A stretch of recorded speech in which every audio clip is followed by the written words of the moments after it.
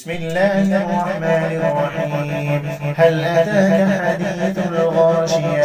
وجوه يومئذ خاشعة عاملة ناصبة تصلى نارا حامية تسقى من عين آنية ليس لهم طعام إلا من ضريع لا يسمن ولا يغني من جوع وجوه يومئذ ناعمة لسعيها راضية في جنة عالية لا تسمع فيها لاغية فيها عين جارية فيها سرر مرفوعة وأكواب موضوعة ونمارق مسفوفة وزرابي مبثوثة أفلا ينظرون إلى الإبل كيف خلقت وإلى السماء كيف رفعت